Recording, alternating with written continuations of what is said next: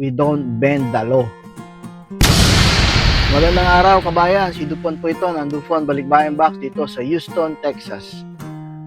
Yung sinasabi natin na law o policy sa ating Balikbayan Box, we don't bend the law.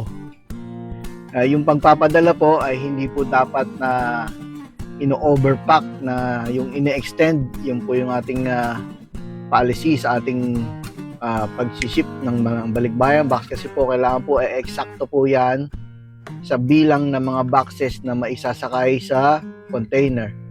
Kung in-extend nyo po yung box nyo, meron pong hindi maisasakay. Kung mapapansin nyo po, yung mga sukat po ay standard. Dahil po yan sa space at mga bilang at eksakto sa paglalagay ng mga box sa isang container. Yung mga nagbe-bend po ng law na ginagawa ay may lumalabas na payong, nakatusok na ganoon, flat siya pero may payong na nakausog sa gilid, at yung iba naman ibinuka ng sobra kaya mukha ng baso, yung pong sa harapan na dapat ilalagay hindi po mailalagay. Yun naman po may nakatusok na ganoon, hindi po siya pwedeng patungan dahil makakatusok siya ng iba pang box. So kung hindi naman siya nagbayad po ng extension ng extra inches, maaring hindi siya mailagay. At kung meron naman pwesto na katulad nyo, meron nagpadala na merong nakausli na nakatulis palabas sa may kanto, flat na flat yung ibabaw at ang gilid, pero ang nangyari may nakatusok siya na palabas ng ganon sa may kanto. So kung meron may pupwestuhan nyo sa container na medyo may maluwag, ay maaari po nating maisakay. Pero pagka wala, by chance po siya na ilalagay, hanapan po natin ng paraan na doon siya sa may pinakapintuan mailagay, para yung nakatulis nakatapat doon sa may harapan, para pag sinara yung container, ang kalaban lang niya yung bakal lang na door. Bakal po yun yung container. So yun po magiging magiging option niya para ma-load siya. Please po, do not bend the law. Wala po tayo sa Senado na meron nag-bend ng law. So dito po sa Balikbayan Box, kapag nag-extend ka po ng box, meron pong bayad na per inches. Dahil po may ibang box na hindi makakasakay. Yung 2 inches, 3 inches mo, kung kukumpara mo yun sa isang presyo na sa pang box na hindi maisasakay, lugi na po kami doon. So para lang hindi nyo gawin yung pag-extend na yun, nagcha-charge po kami ng per inches. Please po, wag po nating i-extend po yung box. Kung talaga pong gusto nyo i-extend, gawin nyo na po double box. Para double box lang po ang babayaran nyo, wag na yung per inch. Kasi pag double box, parang naka-promo ka na kahit hindi mo makuha yung double price ng double box, basta umabot ka na ng lumampas ka na ng 5 inches up, double box lang i-charge natin para makatipid ka. Pero kung hindi, pag per inch ka, medyo lugi ka kasi malaki po ang bayad ng per inch. Yung mga magpapadala po para sa next shipment natin sa June 10, ang estimate po noon sa Manila ay August 8. Ang estimate naman po sa Cebu ay August 14. Ang estimate naman po sa Agente Oro ay September 10. Pagkatapos po ng June 10 na shipment, meron pong kasunod na June 17 shipment. Ang June 17 shipment, ang estimate po sa Manila ay August 14. Ang estimate naman po sa Cebu ay August 17. Estimate naman po sa Cagayan de Oro ay September 17. Ulitin natin, yung June 10 sa Manila, estimate ay August 8. Yung Cebu ay August 14. Sa CDO, sa Cagayan de Oro or Mindanao, September 10. Ang sa June 17 naman natin po na shipment, ang estimate po sa Manila ay June 14. Ang estimate po na sa Cebu ay August 17. Ang estimate po na Cagayan de Oro ay September 17. Yung po na previous na post natin about that shipment ng June 10 at June 17 ay mababago po kasi meron na po agad na mas available na container. Yung po mga post na yun ng mga nakaraan ay medyo move ng forward. Yung medyo delay yun ng yung update ng barko, pero ngayon dahil mas maaga nila maibibigay, mas maaga din darating, at yung ruta nila ay mas mabilis ang biyahe dahil mas maganda daw ang panahon. Usually, totoo yan kapag may mga June shipment ay maganda ang panahon. So, please, ipadala nyo po na maaga yung box nyo. para po mai-consider nyo na rin po yung kung sakaling mayroong hindi nating inaasahan ng mga bagyo or mayroong conflict sa iba't ibang bansa katulad ng Taiwan at China. Nagkakaroon po yan ng strictness ngayon sa Taiwan dahil nga po pinapalibutan sila ng mga barko ng China. So nagigipit sila, baka mamaya may mga espiya na pinadadala doon sa barko na pupunta or may mga kontraband na idinadala na galing ng tawag ito pang sabotage ng China sa Taiwan. Kaya mahigpit po sila, tumatagal po ngayon sa seaport ng Taiwan. Ang mga boxes na naka-tape wrap, salamat po sa inyo. Yung tinitape wrap nyo po. Yung mga nagda-duct tape po, please po, balutan nyo po ulit ng clear tape. Kasi po, pagka minumove namin yan, nag-roll po yung tape na yun, dumidikit sa sahig. Kapag dumidikit sa sahig ay lumalaban. Kapag lumalaban at pinupush namin, nabubugbog po yung gilid ng box.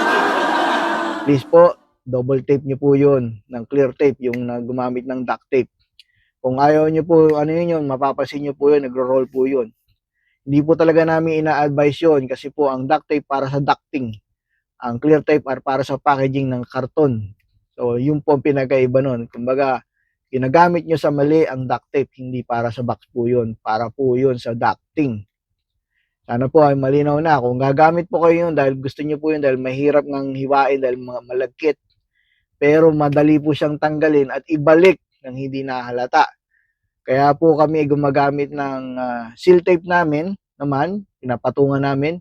Kasi po yung seal tape namin, wala yun sa Pilipinas, dito lang po yun sa Amerika. Kapag tinanggal mo po yun, tanggal na yung kulay puti ng seal tape namin. Pag binabalik ay transparent na, hindi mo na maiduduktong ng tama ang posisyon. So, yun po ang paraan namin para hindi na kami mag-i-strap at masuportahan naman po yung gumamit ng mga duct tape. Kasi alam niyo naman po, yung duct tape lumulobo yan kapag mainit, lalo na ngayon summer na, nagbabubbles po yan, madaling tanggalin at ibalik kasi nga hindi nga siya dumidikit talaga sa karton ng matagal. Okay ang duct tape sa mga plastic, bakal, pero yung makinis lang. Yung karton, mukha lang siya makinis pero may malilit na fiber yan. Humihinga rin yan mga karton yan. Kaya matatanggal ng duct tape. Kung gusto nyo po talaga gumamit ng duct tape, ay doblehan nyo po ng clear tape. Patungan nyo po siya ulit. Mas maganda po yun. Makakatulong po sa pag-move ng tao. Minumove nila at madulas. Hindi po mabubugbog yung box nyo. Lagi po namin ina-advise, i-clear tape nyo lang po. Seal tape nyo lang po. Mas maganda na po yun. Yung pagkakabalot nyo. At hindi po kami nag-i-strap kasi po yung strap na sinasabi niyo ay maganda yon sa kahoy. Sa karton hindi rin po kasi pag hinigpitan nyo bumabaon. At yung mga metal lugs na connector nun o kaya yung heat na pagko-connect nun, nung strap naman na yun, ay matalas kapag may nakasama na ibang box na islidean dun sa ibabaw na yun or sa gilid na yun, nung lugs na yun or yung connection na pinag-heel nun, nung pinanghinang, matalim po, magagasgas po yung ibang box or mahiwa po ng tuluyan. Kasi po yun, matalim na po yung pagmatigas. Kaya po iniwasan namin yung ganun. Kapag may nagpapadala ng ganun, hanggat maaari, sinasabihan namin yung agent na yan pa lang sa bahay ng customer ay putulin mo na, lalagyan mo na lang natin ng seal tape natin dyan sa may harapan ng customer. Meron nga po lang kaming hinihingi na konsiderasyon. Sa mga box po na nag-iiwan ng box na sa harapan ng bahay or pinapatape to sa garage, mainit na po ngayon, umaabot na po ng 95 to 100 degrees na po, summer na po. Kapag doon po niya pagte-taping yung tape, ay yung tape, yung agent ay medyo, alam niyo naman po, pagte-tape niya medyo matagal at mainit, maaari po bigyan niyo naman po sila ng electric fan or sabihin niyo na lang po sa warehouse niyo na lang po i-tape yan. Dahil pipicture naman po yun, isasend po sa inyo. Kung gusto niyo po talagang i-seal tape sa harapan niyo, doon na lang po sa loob ng bahay niyo na naka-aircon. Kasi kawawa naman po yung ating mga agent na napakainit na ilalagay niyo sa garage. Hindi po yung mga agent natin na pipitsugin mga tao. May mga engineer, may ari ng business, yung iba nurse, may mga isa pa nga manager ng manager daw sa Walmart.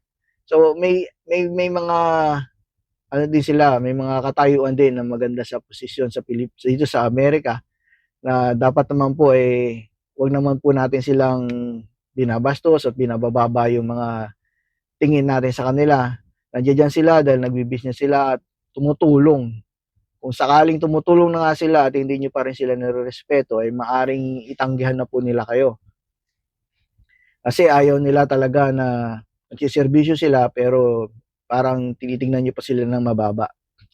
Napansin namin yan, may agent na ipinipilit na i-tape mo dito yung box sa harapan, pero sila yung may-ari, nasa loob ng bahay.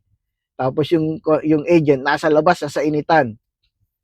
Kung mahirap naman yun, kawawa naman po yung ating agent. So, kung maaari, yun na lang po nyo sa loob nyo ipa-tape sa loob ng bahay nyo. Katulad ninyo, kung mapasok kayo sa loob, naiinitan kayo, kasi ganun din yung nararamdaman ng ating agent, naiinitan din sila. Kawawa naman po.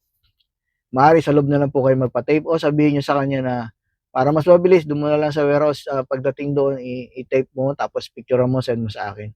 Trusted naman po yung mga agent natin, 100%. Wala dyan yung mga loko-loko. Naka-check yan ng background check, yung mga yan. Pasado yung mga yan. Magaganda ang record niyan. At may mga pamilya, maayos na mga tao. Sila po ang mga agent natin na pinagkakatiwalaan. May mga ibang agent yan, ibang company na yung iba naalala ko noon, wala pang driver license dito sa Amerika pero nagpipilit na. Okay lang kasi pinipilit niyang kumita. Pero yung mga ganun, may problema. Kapag nahuli ng pulis yun, damay pati yung box mo. Yung ibang company yun gumawa ng ganun. Nagkamalas-malas pa nga yung kumpanya na yun. Yung buwan na to, yung June, i-prepare nyo na po yung para sa July na shipment nyo going to Mindanao at mga inter-island. Kasi pagdating po ng bare months, mabagal po ang mga shipment. Hindi mabagal yung sa dagat, mabagal po sa mga seaport, kaya nako-congest yung mga yan. Dahil inuuna nila ang mga para sa Pasko ng mga shipment. Yung mga custom, mga inspector, lahat yan pinapriority nila yung commodity, hindi ang balikbayan box. At ang mga seaport, abangan nyo, magiging congested yan. Magiging congested yan. Yearly po yan na gaging ganun. Wag na po kayong magugulat. At wag po kayong magpapadala ng October at November at umaasa kayong umabot na Pasko. Late na po yun. So ngayon po, yung para sa Mindanao at mga inter-island, ipadala nyo po ng July. I-prepare nyo na po ngayon June, mag-ipon na po kayo. Ipadala nyo po ng July kung gusto nyo umabot ng Pasko. Di bali ng mas maagang dumating, wag lang late ng Pasko kasi syempre malungkot naman kung late na dumating. Pero pareho lang naman, pakiramdam ay Pasko pa din. Pero mas maganda talaga na bubuksan nila ng Pasko yung inyong mga bagay pagdating sa Pilipinas sa mga kamag-anak nyo. So yung kamag-anak nyo, nagbibideo, nagpipicture, masaya sila, di ba? Sarap na pakiramdam nun, mapapadala ng ganun. Yung po yung para sa Mindanao at Inter-Island. Yung para sa Visayas naman, tamang-tama yan para sa August. Darating yan ng November mga katapusan or sentro ng mid ng November. Yun po ang magandang target yung August. Yung September po para sa Metro Manila yan. Bakit November end or mid ng November ang target natin na makarating? Kasi po pag pumasok yan ng December, mabagal na yan sa seaport ng Pilipinas at malilate na po yan sa Pasko. Maaring na po kasi December 16, nag-holiday ng mga custom broker, custom inspector sa Pilipinas. So, pagdating ng December 16, kung akala mo aabot yan ng Pasko, malamang hindi na kasi mabagal na ang mga pumapalit niya sa seaport ay yung mga baguhan. At mahigpit yung mga baguhan dahil gumagawa sila ng pangalan nila na kailangan mahigpit ako, magandang record ko, wala akong pinalusot ng ganun, wala akong pinabilis. Sigurado yun, malilate yun. At gusto pa ng mga yan, mag-i-inspect. Kapag inabutan ka ng inspection, malungkot talaga dahil nga patatagalin nila, malungkot sa side mo, malungkot din sa side ng Balikbayan Box Company dahil nagbabayad kami ng inspection fee kahit hindi naman namin dapat bayaran. Sana po ay naintindihan nyo, ipadala nyo na po ng maaga yung box nyo. Yung para sa Mindanao, July nyo po ipadala. Yung para sa Visayas ay August nyo ipadala. Yung para sa Luzon, September nyo po ipadala. Sana po ay mag-ipon na po kayo ngayon June. Sana po marami kayo naintindihan. At we don't bend the law, do not extend your box. Pag may tanong po, tawag po kayo sa number ko or text sa 510-331-5545. That is 510-331-5545. Salamat po. Ito po si Dupont ng Dupont Balikbayan Box dito sa Houston, Texas.